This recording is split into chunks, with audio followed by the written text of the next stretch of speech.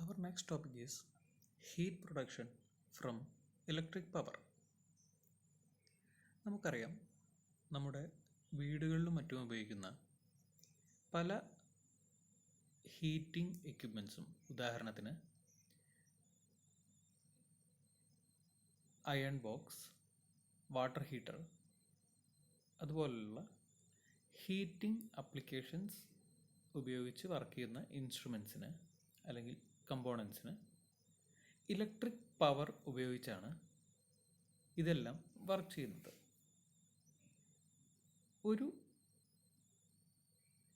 Electric പവറിൽ നിന്നും എങ്ങനെ ഹീറ്റ് പ്രൊഡ്യൂസ് ചെയ്യാമെന്നതാണ് ഈ ടോപ്പിക്കിൽ നമുക്ക് ഡിസ്കസ് ചെയ്യാനുള്ളത്. ഒരു സർക്യൂട്ട് കൺസിഡർ ചെയ്യുകയാണെങ്കിൽ, ഒരു സിമ്പിൾ സർക്യൂട്ട് കൺസിഡർ ചെയ്യുകയാണെങ്കിൽ, ഒരു ബാറ്ററി ഒരു സ്വിച്ച് വഴി ഘടിപ്പിച്ചിരിക്കുന്നു. ഇങ്ങനെ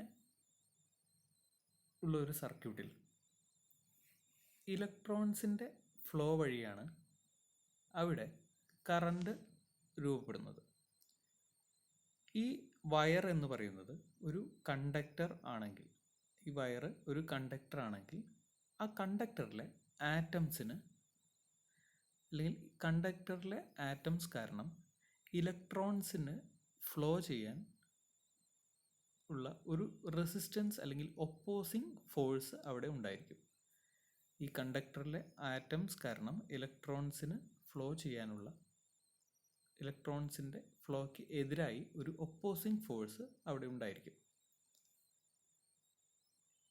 ഇലക്ട്രോൺസ് ഫ്ലോ ചെയ്യുന്നത് വഴിയാണ് കറണ്ട് ഉണ്ടാവുന്നതെങ്കിലും ഇലക്ട്രോൺസിൻ്റെ ഫ്ലോ കാരണം ഒരു ഫ്രിക്ഷണൽ ഫോഴ്സ് ഉണ്ടായിരിക്കും.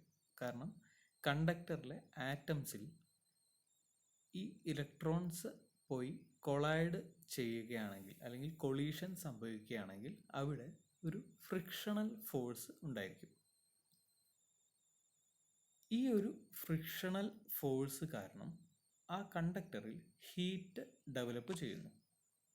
ഈ ഹീറ്റ് എനർജി ഉപയോഗിച്ചാണ് പല ഇൻസ്ട്രുമെൻറ്റുകളിലും നമ്മൾ ഇലക്ട്രിക് കറണ്ടിനെ ഹീറ്റ് എനർജിയായി കൺവേർട്ട് ചെയ്യുന്ന പല ഇൻസ്ട്രുമെൻസും നമ്മൾ ഉപയോഗിക്കുന്നത്.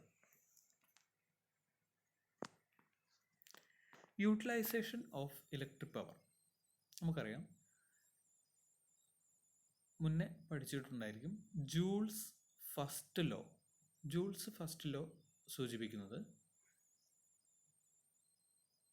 the relationship between heat produced by flowing electric current through a conductor. ഒരു കണ്ടക്ടറിലൂടെ ഇലക്ട്രിക് കറണ്ട് ഫ്ലോ ചെയ്യുമ്പോൾ അവിടെ ഉണ്ടാവുന്ന ഹീറ്റ് എനർജിയാണ് ജൂൾസ് ഫസ്റ്റ് ലോ സൂചിപ്പിക്കുന്നത്. അതിൻ്റെ ഇക്വേഷൻ എന്ന് പറയുന്നത് Q is equal to I²RT എന്നാണ്. Q എന്ന് പറയുന്നത് എമൗണ്ട് ഓഫ് ഹീറ്റ് ആണ്, I എന്ന് പറയുന്നത് ഇലക്ട്രിക് കറണ്ട് ആണ്, R is the amount of electrical resistance in the conductor and T denotes time. നമുക്ക് ഒരു സർക്യൂട്ടിൽ നിന്ന് ആവശ്യത്തിനനുസരിച്ച് ഹീറ്റ് എനർജി പ്രൊഡ്യൂസ് ചെയ്യണമെങ്കിൽ ഈ ഒരു ഇക്വേഷൻ ആണ് അതിൻ്റെ ബേസിക് പ്രിൻസിപ്പിൾ എന്ന് പറയുന്നത്. The amount of generated heat is proportional to the wire's electrical resistance when the current in the circuit and the flow of current is not changed. ഇവിടെ generate ചെയ്യുന്ന heat എന്ന് പറയുന്നത് ഈ electrical സർക്യൂട്ടിലെ കറണ്ടും അതുപോലെ ഫ്ലോ ഓഫ് കറണ്ടും constant ആണെങ്കിൽ ഹീറ്റ് എനർജി എന്ന് പറയുന്നത് ഈ കണ്ടക്ടറിൻ്റെ റെസിസ്റ്റൻസിനോട് ഡയറക്റ്റ്ലി പ്രൊപ്പോർഷണൽ ആയിരിക്കും. അതായത് ഇലക്ട്രിക്കൽ റെസിസ്റ്റൻസ് കൂടുന്നതിനനുസരിച്ച് ഹീറ്റ് എനർജിയും കൂടുന്നു.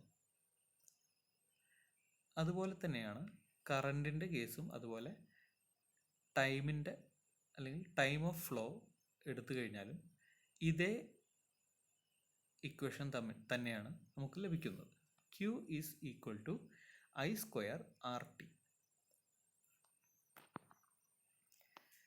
ഒരു ഇലക്ട്രിക്കൽ കറണ്ടിൽ നിന്ന് ഹീറ്റ് എനർജി ഉണ്ടാക്കുന്നത് 3 രീതിയിലാണ്.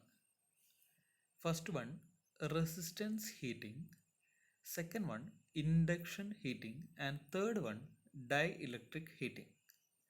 നമുക്കറിയാം ഈ 3 രീതികളിലും ഉപയോഗിക്കുന്നത് ഹീറ്റ് എനർജി പ്രൊഡ്യൂസ് ചെയ്യുന്നത് ഒരു കറണ്ട് സോഴ്സിൽ നിന്നാണ്. ഇതിലെ ഇൻഡക്ഷൻ ഹീറ്റിങ്ങും ഡൈ ഇലക്ട്രിക് ഹീറ്റിങ്ങും ആണ് കൂടുതലായും ഉപയോഗിക്കുന്നത്. അതിലെ ഫസ്റ്റ് ടോപ്പിക് ഇൻഡക്ഷൻ ഹീറ്റിംഗ്. ഫിഗറിൽ കാണിച്ചിരിക്കുന്നത് ഒരു സിമ്പിൾ സർക്യൂട്ടാണ്. ഒരു കോയിലിലേക്ക് A C supply, high frequency A C supply connect ചെയ്തിരിക്കുന്നു. ഈ കോയിൽ എന്ന് പറയുന്നത് കോപ്പർ ക്ലാഡ് അലുമിനിയം വയറാണ്. ഈ കോയിലിന് ഉള്ളിലായി ഒരു മെറ്റൽ പീസ് വെച്ചിരിക്കുന്നു. ഇങ്ങനെ കണക്ട് ചെയ്യുകയാണെങ്കിൽ കോയിലിന് ചുറ്റും ഒരു ആൾട്ടർനേറ്റിംഗ് ഫീൽഡ് അല്ലെങ്കിൽ ആൾട്ടർനേറ്റിംഗ് ഫ്ലക്സ് രൂപപ്പെടുന്നു. ഇത് മെറ്റൽ പീസിൽ ഒരു ഇലക്ട്രിക്കൽ കറണ്ടിനെ ഇൻഡ്യൂസ് ചെയ്യുന്നു, അല്ലെങ്കിൽ ഒരു ഇ എം എഫിനെ ഇൻഡ്യൂസ്ഡ് ചെയ്യുന്നു. ഈ ഇൻഡ്യൂസ്ഡ് ഇ എം എഫ് കാരണം അവിടെ ഒരു കറണ്ട് ഫ്ലോ ഉണ്ടാകുന്നു. ഈ കറണ്ടിനെയാണ് എഡ്ഡി കറണ്ട് എന്ന് പറയുന്നത്. എഡ്ഡി കറണ്ട് എന്ന് പറഞ്ഞു കഴിഞ്ഞാൽ കറണ്ടിൻ്റെ ഫ്ലോ എന്ന് പറയുന്നത് ഈ മെറ്റൽ പീസിൽ സർക്കുലർ മോഷനിൽ ആയിരിക്കും. അതുകൊണ്ടാണ് അതിനെ എഡ്ഡി കറണ്ട് എന്ന് പറയുന്നത്.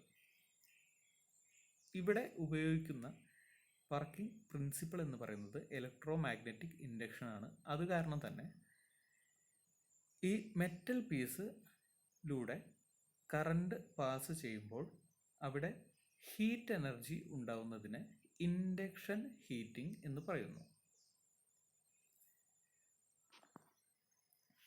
It works using induction principle. A change in flux will induce an electric current in the conductor. The current produced is known as eddy current. Due to this eddy current, a heat energy is produced. Advantages and applications of induction heating. Induction ഹീറ്റിങ്ങിൻ്റെ advantages എന്ന് പറയുന്നത് heating is concentrated over the place of work, heat waste can be reduced, high heating rates can be achieved, place of work remains neat, relatively unskilled labor can be used. Also, it can be done either in vacuum or any other gas. Applications: brazing of metals, sterilizing surgical instruments, surface hardening of shell, welding of metals, melting and soldering operations, annealing of brass and bronze. ഇത്രയും കാര്യങ്ങളാണ് induction ഹീറ്റിങ്ങിൻ്റെ അഡ്വാൻറ്റേജസും അതുപോലെ അതിൻ്റെ അപ്ലിക്കേഷൻസും. Next type of heating ആണ് dielectric heating. Dielectric എന്ന് കേട്ട് കഴിഞ്ഞാൽ നമുക്ക് ആദ്യം ഓർമ്മയിൽ വരുന്നത് കപ്പാസിറ്ററാണ്. കപ്പാസിറ്ററിൻ്റെ വർക്കിംഗ് എന്ന് പറയുന്നത് ഒരു ഡൈ ഇലക്ട്രിക് മെറ്റീരിയൽ രണ്ട് മെറ്റൽ ഇലക്ട്രോഡുകൾക്ക് ഇടയിൽ കണക്ട് ചെയ്തിട്ടാണ് ഒരു കപ്പാസിറ്റർ വർക്ക് ചെയ്യുന്നത്. ഡൈ ഇലക്ട്രിക് ഹീറ്റിങ്ങിൽ സിമിലർലി ഒരു ഡൈ ഇലക്ട്രിക് മെറ്റീരിയൽ രണ്ട് മെറ്റൽ ഇലക്ട്രോഡുകൾക്ക് സെൻറ്ററിലായി കൊടുത്തിരിക്കുന്നു. ഇത് ഒരു ഹൈ ഫ്രീക്വൻസി ആൾട്ടർനേറ്റിംഗ് കറണ്ട് സപ്ലൈയുമായി കണക്ട് ചെയ്തിരിക്കുന്നു. ഇങ്ങനെ വന്നു കഴിഞ്ഞാൽ ഈ മെറ്റൽ ഇലക്ട്രോഡ് വഴി ആൾട്ടർനേറ്റിംഗ് കറണ്ട് പാസ് ചെയ്യുന്നു. അതിനനുസരിച്ച് ഡൈ ഇലക്ട്രിക് മെറ്റീരിയൽ വരുന്ന മാറ്റത്തിനനുസരിച്ചാണ് അവിടെ ഹീറ്റ് പ്രൊഡ്യൂസ് ചെയ്യുന്നത്. Dielectric heating, also known as electronic heating, radio frequency heating and high frequency heating, is the process in which a radio frequency alternating electric field or radio wave or microwave electromagnetic radiation heats a dielectric material. At higher frequencies, this heating is caused by molecular dipole rotation within the dielectric. Due to the presence of high frequency AC, there will be a loss in electric current. ഈ figure ശ്രദ്ധിച്ചു കഴിഞ്ഞാൽ അറിയാം, ഇവിടെ alternating കറണ്ടാണ് ഉപയോഗിക്കുന്നത്. Dye ഇലക്ട്രിക്കിലൂടെ alternating current കടത്തിവിടുമ്പോൾ അവിടെ ഒരു half സൈക്കിളിൽ, അതായത് ആൾട്ടർനേറ്റിംഗ് കറണ്ടിന് 2 ഹാഫ് സൈക്കിളാണുള്ളത്.